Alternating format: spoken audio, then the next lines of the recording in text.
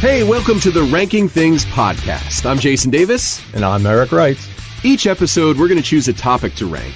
We're going to give our choices for our top 5 and defend our choices. The whole point of the podcast is to share conversations with you. Please let us know what you think. Email us, rankingpodcast@yahoo.com, or tweet @JasonDavisVoice. Now, each episode, we're going to focus on a different thing. This episode, we're going to focus on music, our top 5 American rock bands. There you go, American rock bands. I would like to defer to you first. Okay. For me, this was super hard to do because there's so many great bands out there. So I was trying to, I want to do this right. Figure it should be bands that have somewhat of a catalog, and they need some bit of popularity. So you imposed guidelines for yourself. I had to, because otherwise I never would have been able to do this. Okay. Like I took out bands where really the lead person was really the band, like, Jimi Hendrix and The Experience. Okay. Okay, they're not in my list because that's Jimi Hendrix. Right. So that helped me narrow it down. Okay. Also, I wanted bands that made some kind of like real impact on either a genre or created a genre or helped define it. So I just went with my opinion. A little bit of that too. But my honestly, opinion is, of course, in there. Okay, I hope so. Yeah. Because that's the whole point. Like I said earlier, the whole point of this podcast for me is to talk about these things, but also to make conversation with people listening too. Right. Obviously, we're not all going to agree on the same things when we do these lists. Right. And that's, I think it's going to be fun to see what people think. And I'm sure we're going to get shit for some of our choices. Absolutely. So who's your number 5 then? My number 5 is Van Halen. Number 5? See, I knew you're going to start with me right away. I knew this was going to be a problem. Shocked. Well, then aren't you intrigued what my next 4 could be?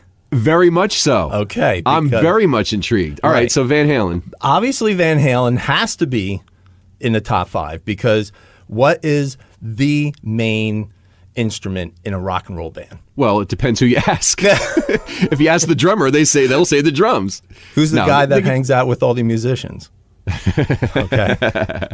No, believe me, that's an old joke. I can't drum. So. That's an old joke, but in all seriousness, if you have a shitty drummer in your band, you have a shitty band. No question about it. Absolutely. You got to have a solid drummer always. Yeah. Oh yeah. So all right. So of course you're referring to the guitar playing. Right. So to me, you have to have Van Halen because you got Eddie. Mm-hmm. I think Van Halen, they came around when like the heavy metal stuff was kind of dying. Mm-hmm. Eddie was creating a whole new sound. Mm-hmm. The fact that they actually had harmonies was very unique. Mm-hmm. They also have a really big catalog of music. They span, you listen to their David Lee Roth stuff and you listen to the Sammy stuff. To me anyway, I think it's very different. Yeah. But a lot of it's very good. Especially, I'm more of the David Lee Roth. Oh yeah, me too. Me too. I think most Van Halen fans would agree with that. Probably. I will say this about both eras of Van Halen. Yeah. From day one, they were always a hard rock band with pop sensibility. Well, I think a lot of it was from David Lee Roth, from the book I read that you loaned me. Yes, great book. Van Halen Rising. Van Halen Rising. Greg Renoff is the author. Great book. If you're a Van Halen fan, I highly, highly recommend you get it. David Lee Roth, he really wanted to be in the band. Mm-hmm. He was nuts he really thought Eddie was the shit. The story goes that David Lee Roth wanted to be in the band really bad, and he was in another group. He had a PA system that he would rent to the guys in Van Halen. At the time they were Mammoth, I think. Yes. They figured out that it would just be cheaper to bring him in the band instead of paying for the PA system. Right. So that's how David Lee Roth ended up singing for Van Halen. And the other thing too is Eddie was the singer, but he wanted to concentrate more on the playing. But they always wanted to have like harmonies. And I think like you're saying, that's the pop sensibilities. The pop thought they had to it. Van Halen, for me, they come in at number 5. Okay. And I'm holding back a lot of my thoughts on Van Halen because I'm sure you're up there. They're coming up in my list too. Yeah. So what's your 5? Well, number 5 for me is Foo Fighters. Oh, okay. And I got to tell you, I'm not a huge Foo Fighters fan. Mm-hmm. I like Foo Fighters, but I'm not I don't have all their albums. I don't go to their shows, although I've seen some of their concerts on TV and stuff, and they're amazing live and all that. Yes, they are. The reason I put them on my list, their contribution to the rock genre, over the last 2 decades. You can't deny that. Absolutely. I don't know if they're the only really great rock band that's been around in the last couple of decades. That wouldn't be fair to say that. Yeah. But they're certainly one of the better ones and certainly one of the most successful ones. Yeah. And I've seen them in concert, and I mean, their talent is undeniable.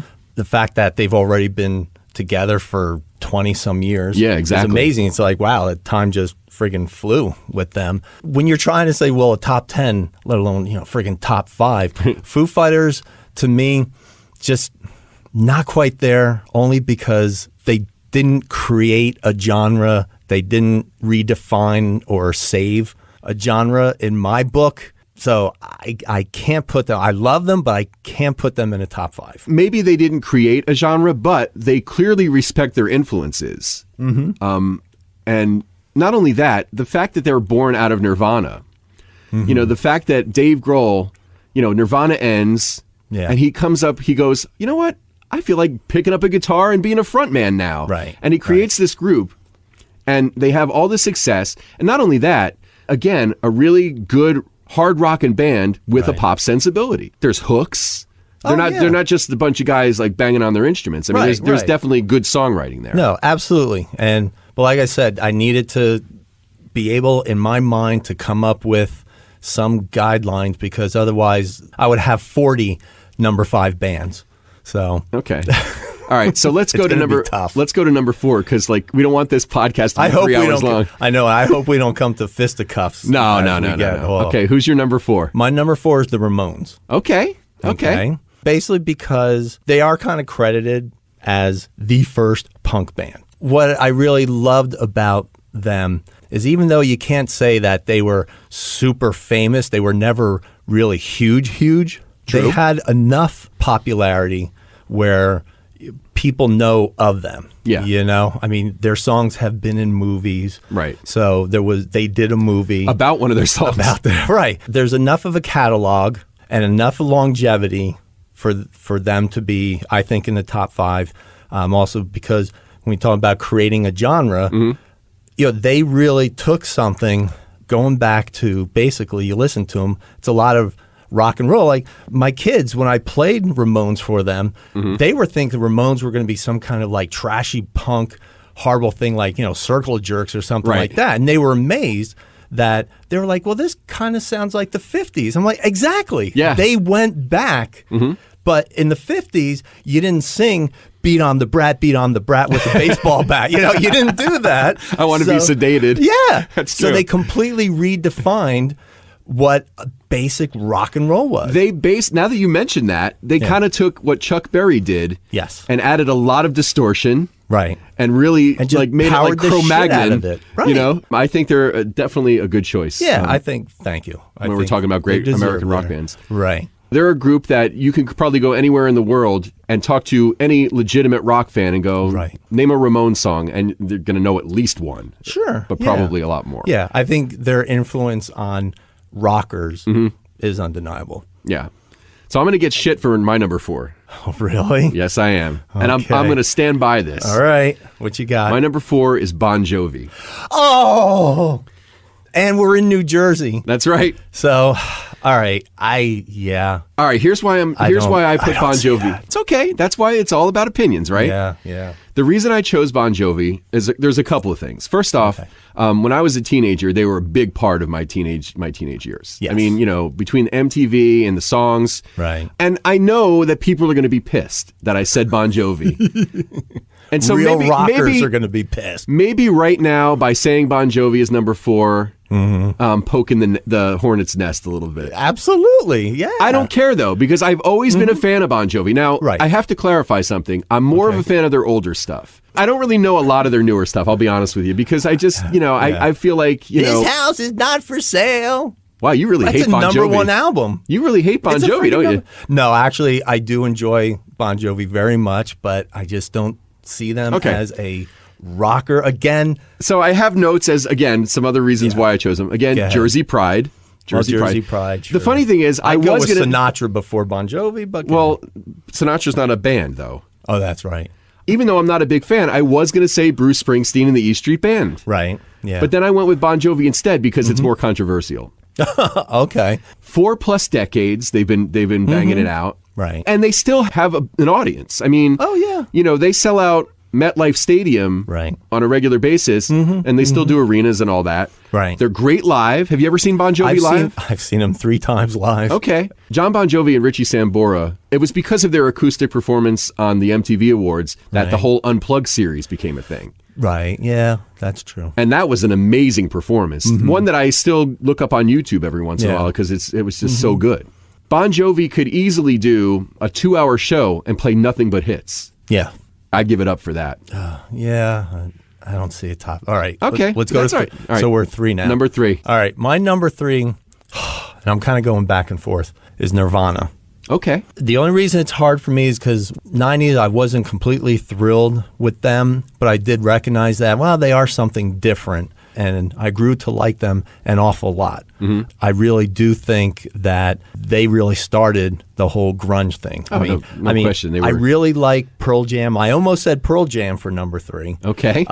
Because I like them better, but I think Nirvana just did have a different sound, a different feel that really got the whole grunge thing started. Yeah, I mean, So there that's were why I other go groups with that. too, you know. Yeah, Pearl Alice in Jam, Chains, Soundgarden. Temple of the Dog. But Yeah.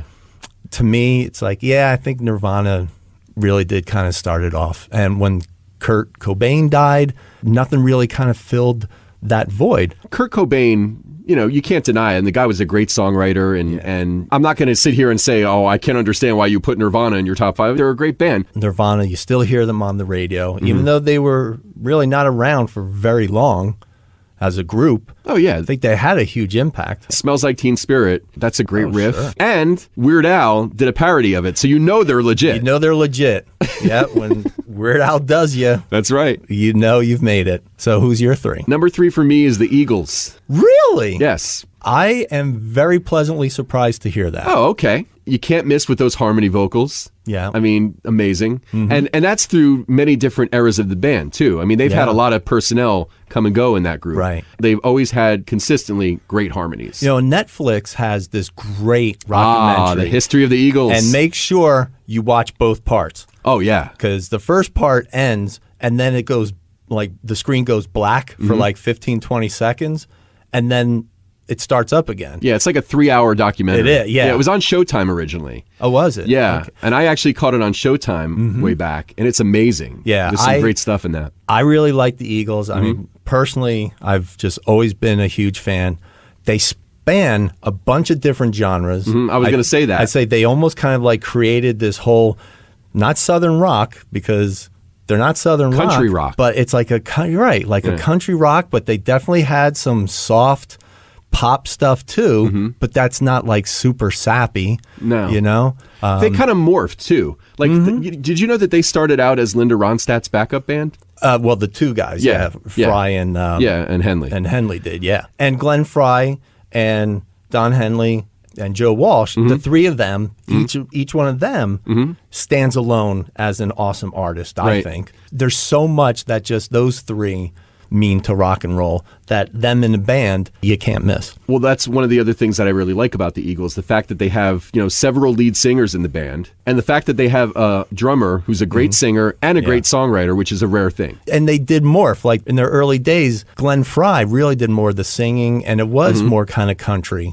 But they realized that with Don Henley's voice, that they did want something different. And when they heard, you know, Joe Walsh, they were like, we want more of that sound. Right. You know, we want to move away. And their first lead guitarist, he wanted to really stay a country band. Yeah. And it didn't work out with him. Yeah. And when they moved on, then of course, you know, Hotel California just Exactly. ripped everything apart. Well, that's the thing. When you get Joe Walsh in the band and Don Felder and, you know, that the later albums of the Eagles are definitely more of a rock Right. vibe than a country vibe. Yeah. So, yeah, they became a different group. And, you know, the fact that they reunited after not doing anything for 14 years and they were still relevant, Yeah. that speaks volumes, too. Absolutely. Number 2. We ready to go to number 2? Number 2, go. All right. You are going to hate me. I'm not going to hate you for having an opinion. I love you, but the Grateful Dead. I'm not going to hate you, but I could never agree with that in a million years. But go ahead. I'm actually kind of surprised that I put them so high. I am too. I'm not a major Deadhead. But it was really in college that I met a lot of Grateful Dead people. It's a whole society. Well, that's it. They're a whole culture to themselves. Right. They've spanned decades. People change their lives to follow them around. There's no denying their influence on so many bands No question. out there. I mean, right now you can say, okay, well, Fish and Dave Matthews. Well, there's two right off the bat. There wouldn't be a Fish and Dave Matthews culture if Right. it wasn't for the Grateful Dead. Right, exactly. Back in the 60s, they were the first band that projected up on a screen behind the band, and they played with different color oils in order to create the psychedelic look and Okay. all that. And the 60s, was a huge backlash on the tightness of the 50s, the rigidity, and the 60s just blew up. I mean, not that I'm a child of the 60s. Right. I just seen a lot of documentaries. No, but you're aware of the culture. I get it. So that's why. I mean, I started with them in my top 10, and it's just the more They just kept moving research up. and thinking, they kept moving up, and I was honestly kind of surprised I kept moving them up. Listen, I get why they're in your top 5. I get why they're number 2. I just never got the Dead. They're just not my band. Yeah. I understand how popular they are. I understand what they mean to people. Right. And I respect that. It's not that I think, oh, fuck the Dead, they suck. It's not that. They're just not, I just don't get it. I think we're going to have Deja Vu pretty soon. So, Yes, I think you're correct. Number 2 for me, Yeah. the mighty Van Halen. okay. Yeah, that's no surprise. Yeah, so we talked about Eddie Van Halen's influence. I mean, the guy pretty much redefined rock guitar. Absolutely, yeah. A whole generation picked up guitars and played differently because of the guy. Right. Their debut album, more than 40 years old, still sounds current. I play for my boys, and they were just blown away. They heard Eruption, and my younger son, he's more now into Linkin Park and more of that kind of ilk and Fall Out Boy and harder stuff. He heard Eddie Van Halen, and he's like, "What is this?" And I'm like, "See, he's 40. This is 40 years ago, and you haven't heard this kind of stuff." Everybody talks about what a great lead guitar player he is, and he's phenomenal, obviously. Of course. But the thing about Eddie Van Halen's playing that, to me, really stands out even more is the riffs. Yeah. He's so creative and unique, and his tone, his guitar tone is unmistakable. And the cool thing about him, too, is that he's also great with keyboards. And a lot of people gave him shit for that later on, but Well, that's how he's were a musician. trained. That's how they were trained. Exactly, but he's a musician, and he's a creative guy, and he's not going to be stifled because you think he's, you want to put him in a Guitar Hero box, Right. David Lee Roth in his prime, hands down one of the all-time great frontmen. Right. And it's funny because, a lot of people have said, oh, well, he couldn't sing very well. And in that book, right before they went to do their first actual, recordings, he took a few months off and got voice lessons. And I'm surprised to hear that, he really couldn't sing. The thing about David Lee Roth is Sammy Hagar probably has more range than David Lee Roth. Okay. He could sing more of a variety of stuff because he has a higher range. He could go, he could do different things with his voice more so than Dave. But David Lee Roth's voice is perfect for those early Van Halen records. Oh, my gosh, yeah. And I think he sounds great. That smoky, kind of husky, ballsy, manly, hairy, stinky, sweaty, like total testosterone. Syphilis-filled. And I mean, the guy was a salesman. I mean, Oh, yeah.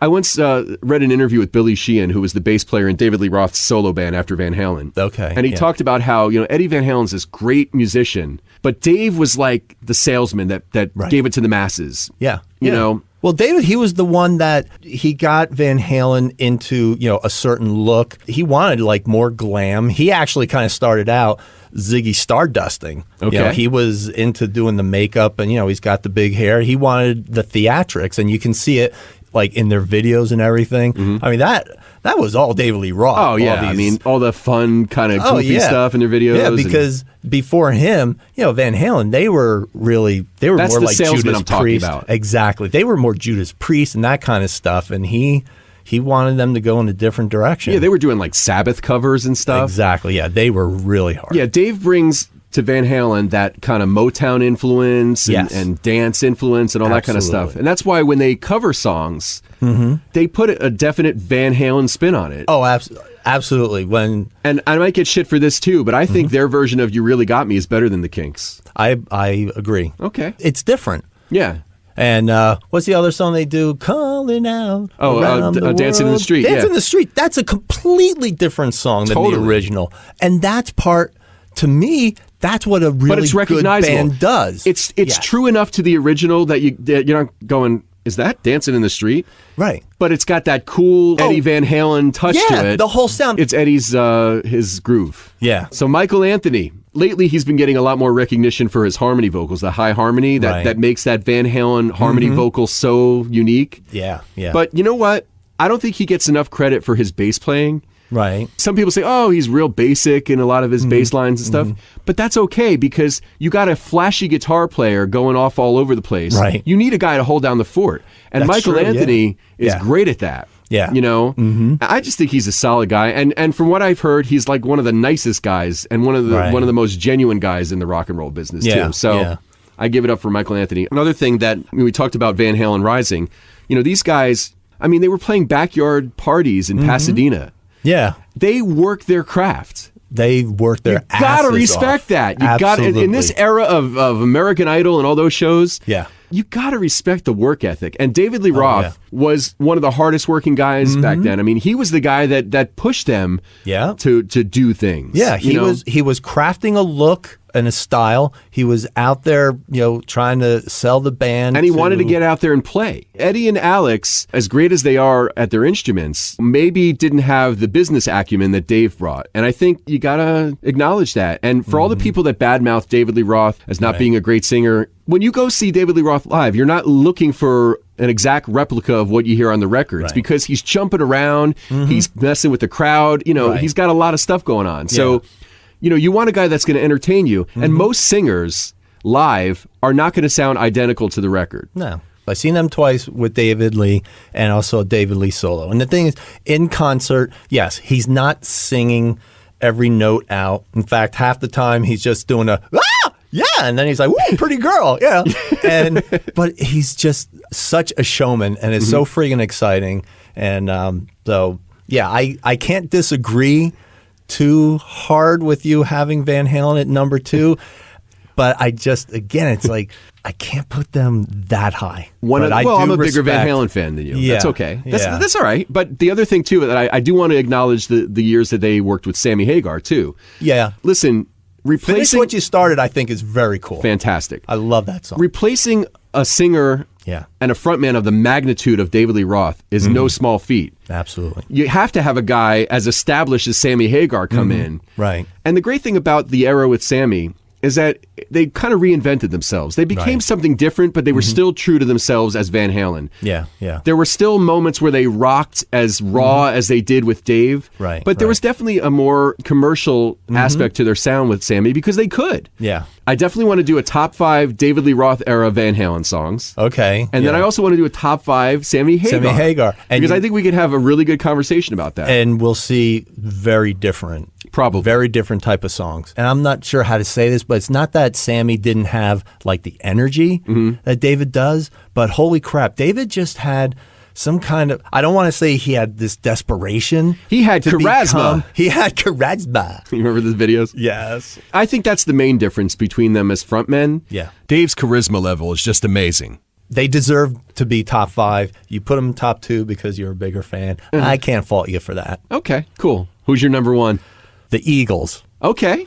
Which is why I'm really glad that I heard you had Eagles in your Okay. top 5 because I really thought you'd look at me like, "What the hell are you talking about? No way. How can the Eagles?" No way, but, man. And I'm just curious, when you were in radio, were the Eagles really big? Were you Oh, yeah. playing them? I played a and lot of stuff? Eagles. Absolutely. Okay, Yep. so is that part of maybe where you think about? You know, them? it's funny because if we did this podcast, when I was younger, yeah, there's no way I would have said the Eagles. Right. As I've matured, obviously your tastes change and you start to appreciate things when you're older that you didn't necessarily appreciate when you were younger. Right. And you see things differently. Honestly, even Van Halen, I was a fan growing up, but I Right. became more of a fan later in life because there's so much shitty music out there. I mean, there's so much shit out there that Right. when you can listen to like the creativity of a guy like Eddie Van Halen, Right. you appreciate that more. right. But yeah, the Eagles, listen, you can't deny the songs, No. And all their talent. And, we brought this up when you had them as number 3, right? So, Yeah, I don't think there's a whole lot more to say about the Eagles. Were there specific reasons why they're your number one, though? You know, it's just besides what we talked about when already? somebody says American band, the Eagles just pop in my head. Yeah. It's kind of like somebody says, They're very Americana. yeah, right. And I think like a few summers ago, we went out to Winslow, Arizona, and there's a whole friggin' shrine out there with, a red pickup truck on the corner. As you're driving into Winslow, Standing on a corner in Winslow, Arizona. Such a fun. See, I mean, we could go. Absolutely. I mean, who can't quote? And if you can't quote Eagles songs, Oh. you're not American. That's right. All right? You clearly are listening to the wrong music. Right. That's so snobby. And as you're driving into Winslow, Arizona, you hear a faint Eagles song. And as you get closer, and there's really nothing in this town, when you get into town, there's like this old warehouse building or whatever that is just an Eagles store. Okay. They're just playing Eagles stuff all day long on rotation. They've got all kinds of Eagles paraphernalia all over the place. The woman working in the store, I said, "So, do you ever get tired of the Eagles?" She said, I just Tune put it it out out. of my head. Yeah. Eagles are a great band, Eagles, no question. That's America. To me, that's America's. Okay. Country music is America, but they're so much more. Oh, absolutely. So no question. That's where I go. And plus, there were some personal things in my life with them and girls and blah, blah, blah. So there's a heartstring in there. Well, anybody who knows me Yeah. knows who my number one band, Well, American you know what? Man, is. And you're giving it away because, to me anyway, because Yes. you're wearing the shirt. Yes. Your studio is surrounded, so it's very clear Yes. that your number one is Captain and Tennille. Love will keep us together. Wah, wah, wah, wah, wah. We're talking Yeah, about I'm Captain and sorry. Tennille. We should be talking about should my be- number one. Yeah. You wanted the best. You got the best. The hottest band in the world, baby. Kiss. Listen, again, I'm probably going to get a lot of shit for this one. Oh, you're going to get some from me. That's fine. But I have a lot of reasons why Kiss is my number one. Oh, I Listen, know. they've been a part of my life for almost as long as I've been around. Right. I first was introduced to Kiss in like 1976, 77. Right. 7, 8 years old at that time. Mm-hmm. What they stand for is basically live your life the best you can. Don't let anybody tell you that you can't do it. You know, if there's something that you want, you can do it. I'm super influenced by that. They're more than a band to me. Right. And just like the Dead is a lifestyle to a lot of people, There you go. You will be hard pressed to find fans more loyal than Kiss fans. Oh, I agree. They have done a lot of things in their career that you scratch your head. What were they thinking? But they still managed to be around. Now they're my number one band, but there's definitely things that Kiss has done throughout their career that made me scratch my head. But that's okay. That actually, to me, does represent either, experimentation, growth. If you plug along through life just being, comfortable, then you haven't lived it. You need to fail. You need to do something that scares you. Their music doesn't always really make sense with their image. And see, that's the thing. And when you educated me, I now, and we went to a show. I so respect those guys now. Yeah. The fact that Gene and Paul are in their 70s, And they still put on the makeup and all that costumes.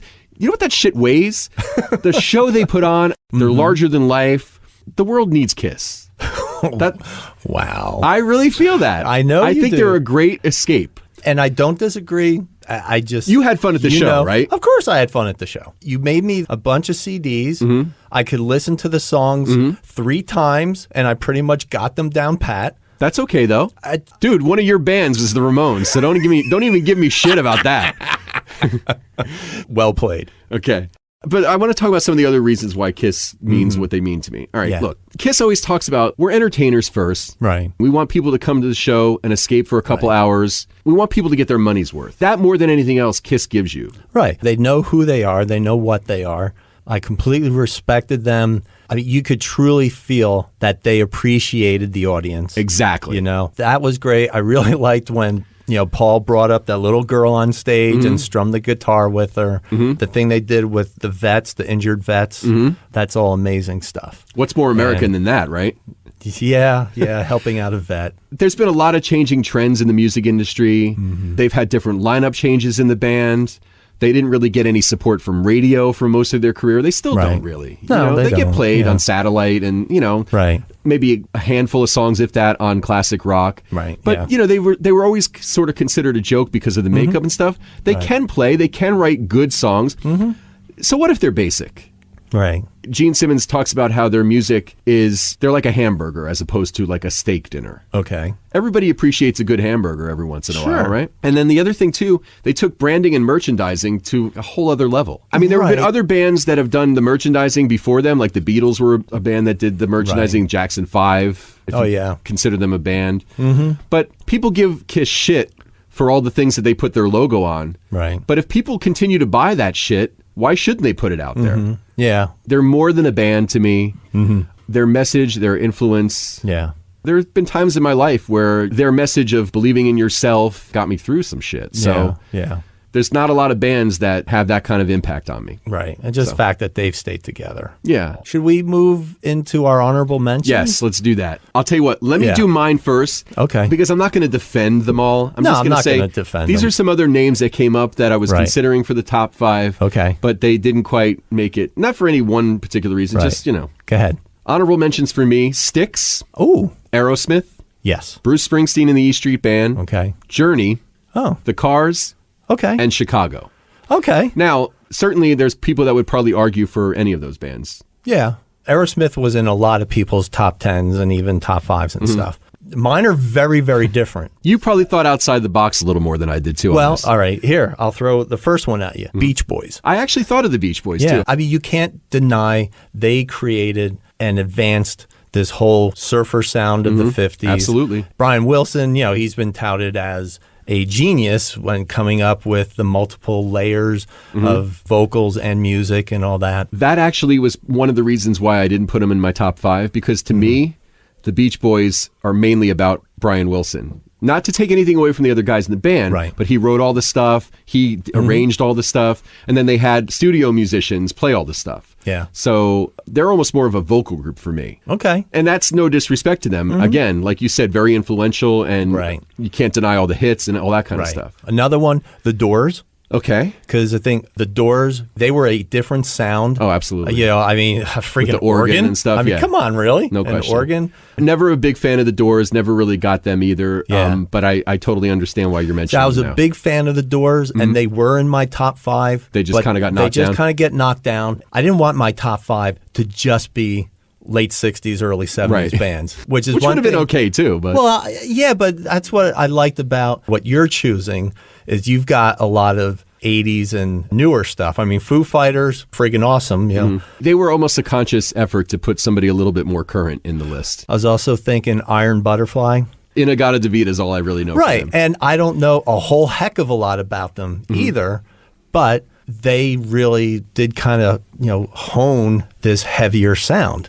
Yeah. And then my list can just go friggin' on and on with Metallica. Again, I thought of Metallica too, but then I was like, they're kind of more of a metal band. And the one thing about Metallica I will say and give it up for is the fact that they really did it their way. I mean, Absolutely. they got no support from radio and MTV. I mean, they just, No. they built their audience from the ground up. Yeah. They were headlining arenas without radio airplay. That's phenomenal. Yeah. That's awesome. REM, to me, REM definitely should be in there. I saw them in Atlanta way back when, and it's just their sound, coming out of Atlanta, but being this, more alternative, they really grabbed the whole kind of alternative minded people in the Southeast, and that's where I was going to college. And it was like, who is this REM? And they just were very different. So I think they definitely need an honorable mention. There's no right or wrong answers here. And I hope people are listening to this and not pulling their hair out. We all have our favorites. Well, you think about it, what did we have in common? Van Halen and the Eagles. Yeah. That's all we had in common. I'm right? actually psyched that we had 2 in common. I thought it was just going to be Van Halen. I think we've made valid points for all of our choices, too. Yeah. The Ranking Things podcast is a production of Jason Davis VoiceOver. Please visit jasondavisvoice.com if you need a voice for a commercial, explainer video, narration, e-learning, phone message, and more. Remember, we want to know what you think. Send your top 5 American bands to rankingpodcast@yahoo.com or tweet @JasonDavisVoice. I'm Jason Davis. I'm Eric Wrights for this old house. Oh, no. Thanks for listening to the Ranking Things podcast. We'll talk to you soon. Bye.